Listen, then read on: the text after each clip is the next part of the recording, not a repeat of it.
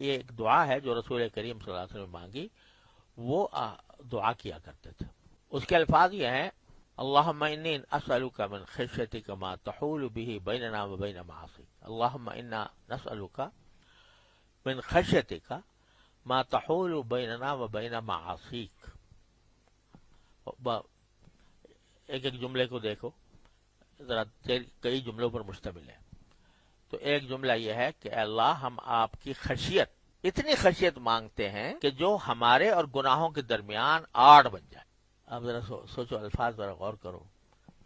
خشیت کے معنی ہے ڈر، لفظی معنی یہ ہے، لیکن عام طور سے جو اصطلاح شریعت میں خشیت اس ڈر کو کہتے ہیں جو کسی کی عظمت کی وجہ اور محبت کی وجہ. ایک ڈر تو ہوتا ہے سانپ بچھو کا، موذی چیزوں کا، اور ایک ڈر ہوتا ہے کسی کی عظمت کا. باپ ہے مثلا، اس کی عظمت دل میں ہے، محبت دل میں ہے، اس کا ڈر یہ ہے کہ وہ ڈر ضروری نہیں کہ اس کو یہ ڈر ہو کہ مجھے مارے گا یا مجھے سزا دے گا، بلکہ ڈر یہ ہوتا ہے کہ بھئی یہ میرا اتنا بڑا محسن ہے تو کوئی بات ایسی نہ ہو جائے کہ جو اس کے دل پر گراں گزرے، یا دل اس کا میری طرف سے مقدر ہو جائے. اس میں مار پیٹ کا ڈر ضروری نہیں، بلکہ عظمت اور محبت کی وجہ سے جو ڈر ہوتا ہے.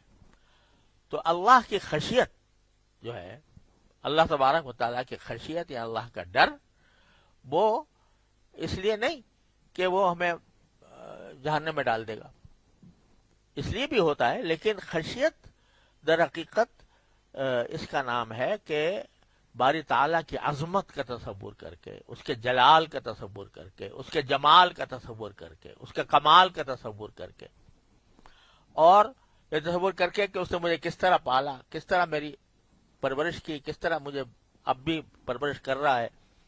تو کوئی میری بات ایسی نہ ہو جو اس کو ناگوار ہو، اس کو ناپسند ہو. اس کو خشیت کہتے ہیں. اب اگر یہ ڈر بیٹھ جائے اور مکمل ڈر ہو، اس میں یہ بھی شامل کہ اس کی عظمت کے خلاف نہ ہو، اس میں یہ بھی شامل کہ کہیں وہ مجھے جہنم میں نہ ڈال دے.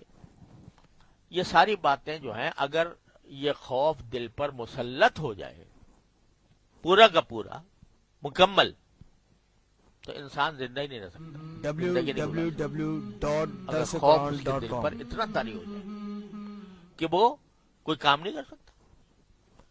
تو نبی کریم صلی اللہ علیہ وسلم فرما رہے ہیں کہ اتنا خوف مطلوب نہیں ہے. مکمل خوف، کہ خوف ہی خوف ہو، اس میں دوسرا کوئی پہلو نہ ہو، یہ مطلوب نہیں ہے. بلکہ اللہ ہم اتنی آپ کے اتنی خشیت چاہتے ہیں کہ جو ہمارے اور گناہوں کے درمیان آڑ بن جائے، یعنی وہ خوف ہو جو ہمیں گناہوں سے روک دے. بس اتنا چاہیے. پورا خوف تو ہم اس کا تحمل نہیں ہمارے اندر.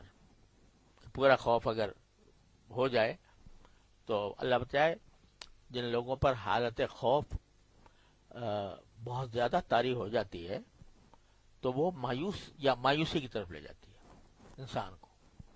اور وہ خوف اس کو جو اپنے روزمرہ کے جو فرائض ہیں یا روزمرہ کے جو معاملات ہیں ان کو ادا کرنے سے روک دیتا ہے.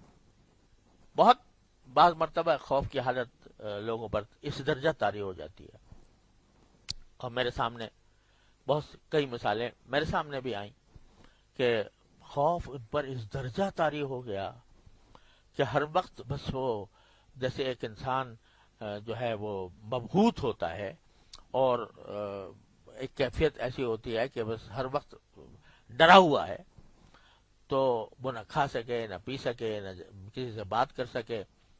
تو وہ اتنی خشیت نہیں چاہیے اللہ، بلکہ اتنی چاہیے کہ جو آڑ بن جائے گناہوں سے، یعنی وہ خوف کی وجہ سے ہم گناہ سے بچے رہیں. ایک جملہ، وَمِن طَاعَتِكَ مَا تُبَلِّغُنَا بِهِ جَنَّتَكَ. ارے اللہ، آپ کی اطاعت اتنی چاہیے کہ ہمیں جنت تک پہنچا. کیا مانا کہ طاعت کا حق تو کون ادا کر سکتا ہے؟ اللہ جل جلالہ کی طاعت کا، اس کی عبادت کا، اس کی طاعت کا کون کر سکتا ہے؟ جو اللہ جل جلالہ کا جو مقام ہے، جو مرتبہ ہے، جو جلال ہے، جو اکرام ہے، وہ اس کا حق کون ادا کر سکتا ہے؟ ساری زندگی بھی انسان اگر سجدے میں پڑا رہے تب بھی حق تو نہیں ادا ہو سکتا. لہذا یا اللہ ہمیں طاعت تو چاہیے آپ کی کہ ہم آپ کی عبادت میں رہیں، لیکن اتنے عبادت کریں جو ہمیں جنت تک پہنچا دے بس.